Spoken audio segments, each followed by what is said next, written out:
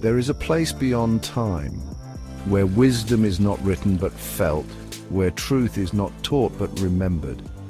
This is the space where sages have always lived, where seekers find themselves, and where the journey never truly begins because it has always been. This is the story of Arjun, a man lost in the weight of time. His days were consumed by endless tasks, his mind filled with worries of tomorrow, regrets of yesterday. He chased success, security and meaning, but found only exhaustion. One day, seeking an escape, he traveled to the sacred city of Varanasi, where he had heard wisdom flowed as freely as the Ganges itself. In Varanasi, time moved differently. Here, the past and present blended into one. The chants of monks echoed from ancient temples, their voices merging with the cries of market vendors and the laughter of children playing along the ghats. It was as if nothing had changed for centuries, and yet everything was constantly shifting, just like the river itself. One evening, as Arjun sat by the water, an old sadhu approached him. His face was lined with years, yet his eyes held something untouched by age, something eternal. The sadhu sat beside him in silence, watching the river flow. "Why do you look troubled, my friend?" the sadhu asked. "I feel trapped by time. No matter what I do, I cannot stop the past from haunting me or the future from worrying me. Every moment I feel like I'm either running toward something or running away from something," Arjun replied.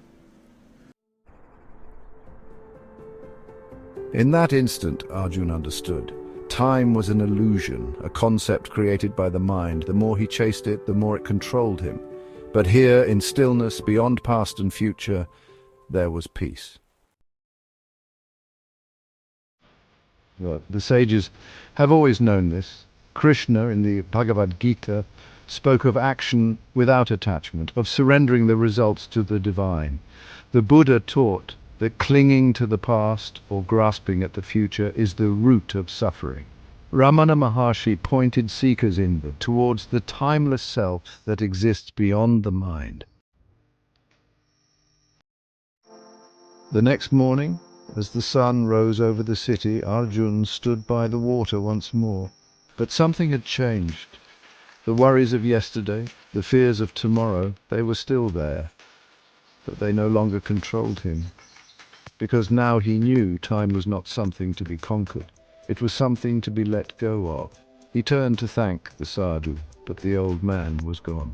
Or perhaps he had never truly been separate from the river, the wind, the stillness itself. Perhaps he had always been a reflection of something deeper, something that had lived inside Arjun all along.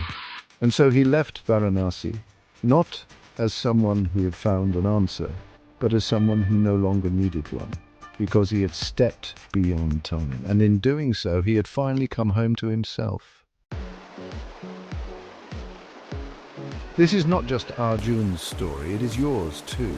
In every moment, you have the chance to step beyond time, to stop chasing, to stop resisting, and to simply be.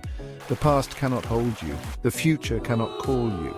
Only this moment is real. So, close your eyes, take a deep breath, listen to the silence between these words. That is where wisdom lives. That is where truth speaks. That is where you are free. If these words resonated with you, share your reflections in the comments.